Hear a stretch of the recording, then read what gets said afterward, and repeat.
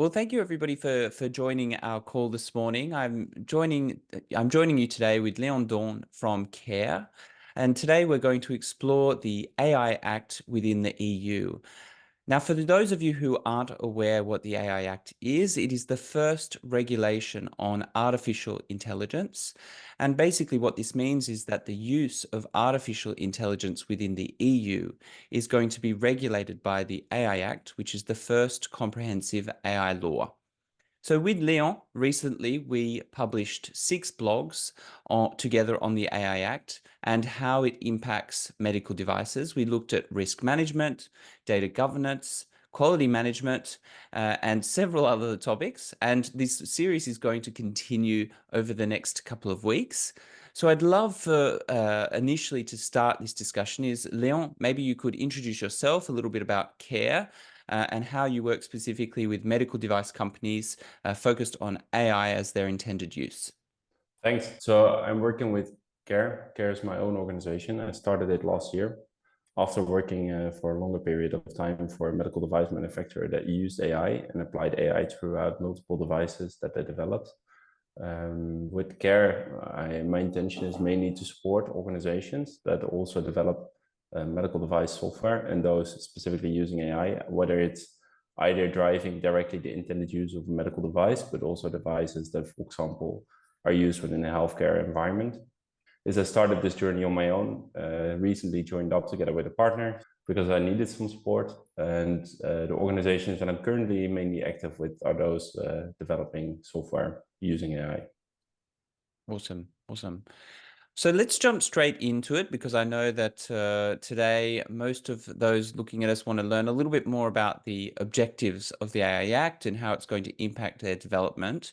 So in your opinion, from the changes that you've seen over the last few weeks, or actually over the last few months, we could say, with all of the back and forth within the EU, can you summarize the main objectives of the AI Act and how it will impact development and deployment in the EU? What is good to start off with, I think, is to explain that the AI Act itself is a regulation that is written in a horizontal manner, but yet it's still a product legislation.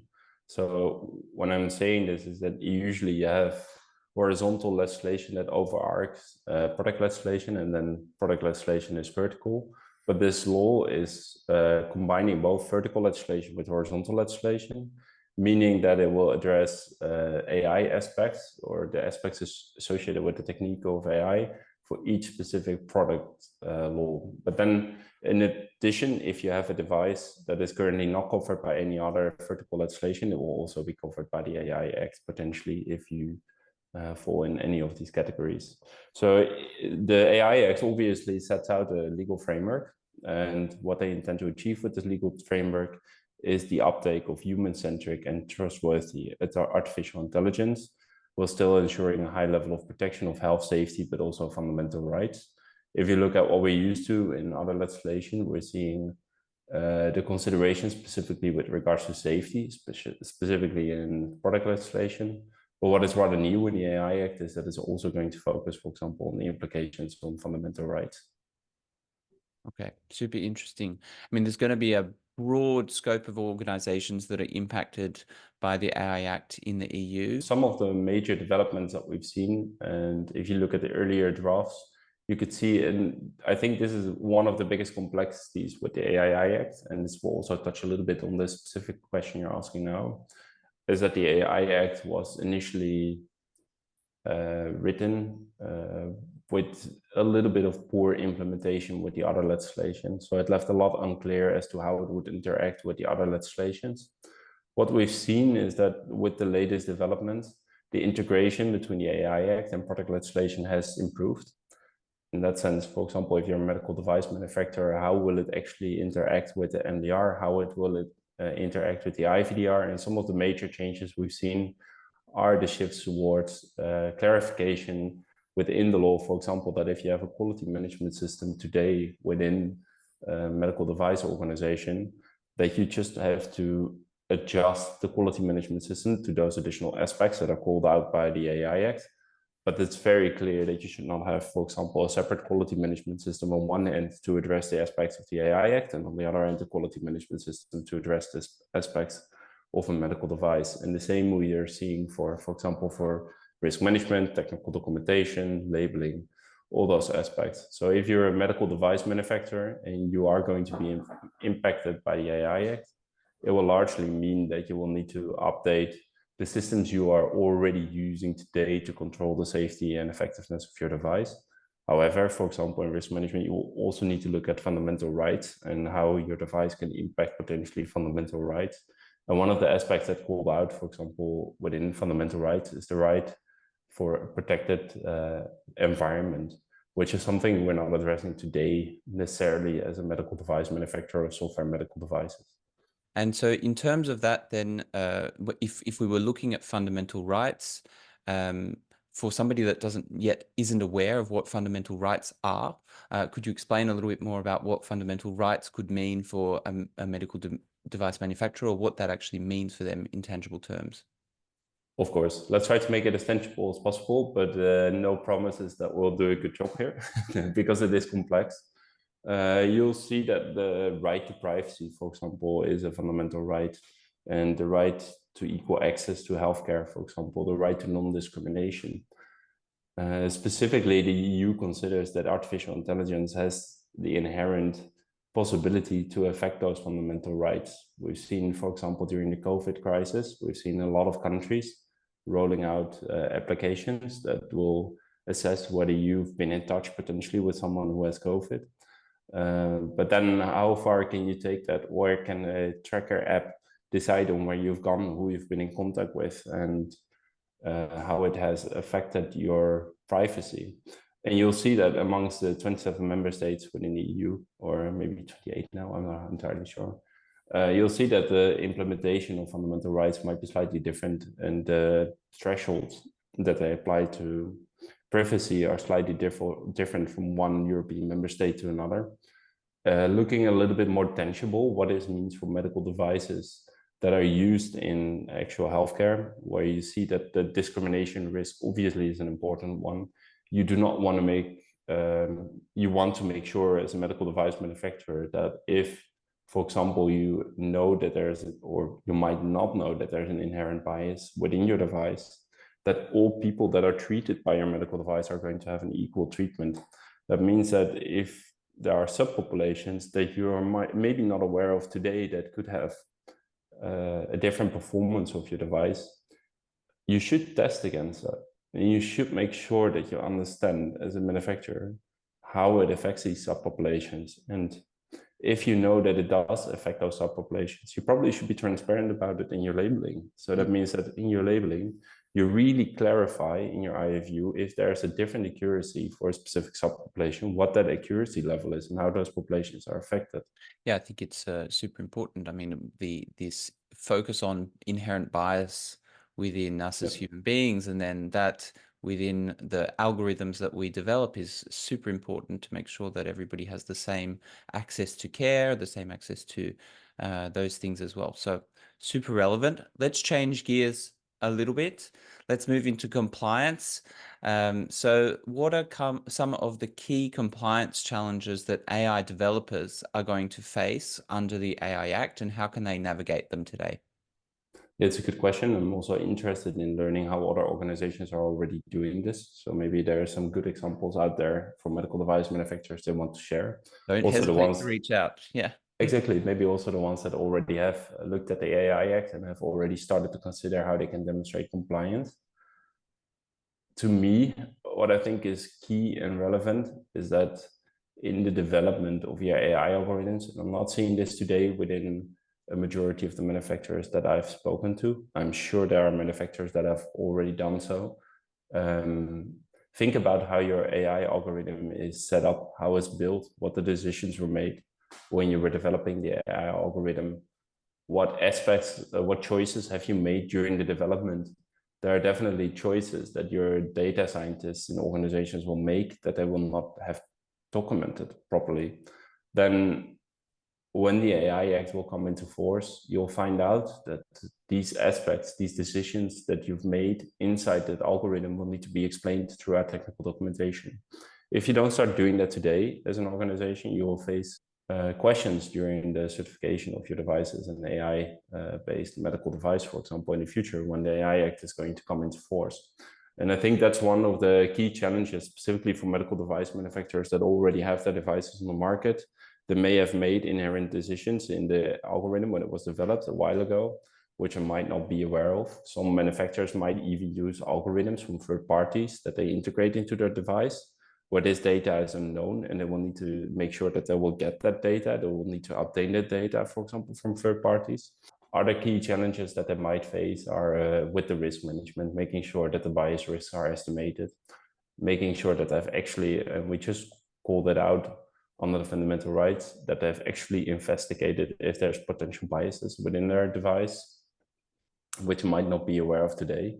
These questions are all questions that will need answering when the AI comes into force. I mean, we love that word here at Matrix Requirements around traceability, making sure that you can see everything back from when it was developed to where it is now as the device is on the market. It's super important for every auditor and notified body that they have that full traceability through the life cycle. So if as an organization you're also having issues there, don't hesitate to reach out to Matrix Requirements. That's also where we can help you. So jumping then, as you mentioned, into risks. So risks in the AI Act are defined in a new way. How can these be implemented into existing systems and processes within a medical device organization?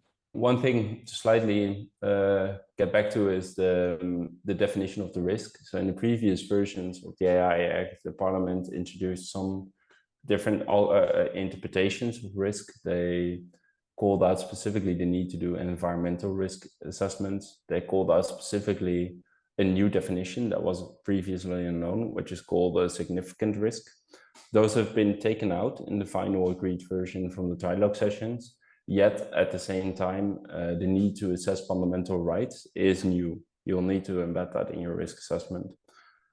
That might mean that if you start assessing fundamental rights, the outcome, the severity of these implications might be different than the severity that you could expect from a medical device today. So one of the implications, for example, is the impact on the environment, which is, I think, called out in the recital specifically that needs to be addressed as part of your risk assessment. If you look at that, then your values, your criteria that you implement today for your risk analysis might not apply, because there's very specific to safety of medical devices, whereas the AI Act might not only address safety, it might address fundamental rights. So what that could mean is that for a single product that you develop, you have a risk assessment with different scoring criteria. You can have scoring criteria that are specific to safety, scoring criteria that are specific to fundamental rights, maybe different scoring criteria that apply to the environment. And all of these will need to be within your risk management file, and you'll need to be able to demonstrate that you've considered those items properly. And I think it's going to be very difficult for a manufacturer to say that your scoring criteria that you use today for risks in medical devices around safety are going to be exactly the same, for example, for fundamental rights or the environment. And I think we're already seeing the same right now for medical devices. When you're assessing security risks, it's hard to say that the outcome of security risk is always safety related, because it's not. So I think what is key is that organizations start working with systems or with their risk management systems that allow them to score risk differently for one product within the same risk management file, perhaps, or within a separate risk management file. Well, I mean, and that comes right into our next topic on quality management, which is the key and the heart of it all. How does the AI Act influence the implementation of quality management systems within AI projects? Yep, a relevant question as well, because the AI Act, and I think I mentioned it in the introduction as well, is that there's a great flexibility within the AI Act, where it mentions even the word flexibility, that it leaves the flexibility to medical device manufacturers and other organizations covered by existing union harmonization law to adopt decisions to implement as much as possible in operations the quality management system as it is already implemented within their organization. In summary, the requirements from the AI Act can be transposed into your existing quality management system. In that sense, standard procedures, for example, those related to document control, you can just apply them to the aspects of the AI Act as well. And same for regulatory, for your regulatory strategy for compliance, but also some of the other aspects that are already commonly used within medical devices, supplier management, for example. There are some new aspects called out in the AI Act. Some of these aspects are one, data and data governance, but also logging. Obviously, there's a post-market monitoring aspect that will need to be covered by the quality management system, and how you need to do that is still a bit unclear, because the European Commission has set out that they are going to develop a plan specifically for manufacturers that they can use to demonstrate compliance. How that will integrate into our existing post-market surveillance plans for medical device manufacturers is yet to be seen. But it is clearly the intention of the European Commission to integrate as much as possible, to the best way possible, into existing quality management systems. As a manufacturer, I think there's two key aspects that you will need to cover already today. One is the data governance aspect, because data is such an important component within artificial intelligence systems. And the other one is clearly your design and development procedures. If you are developing a medical device today that makes use of AI, you will need to demonstrate compliance with the AI Act within the next 3 years, meaning that if your device might enter onto the market in a year, 1.5 years from now, you might already be able by that time to include the conformity assessment against the AI Act jointly with the medical device conformity assessment by a notified body.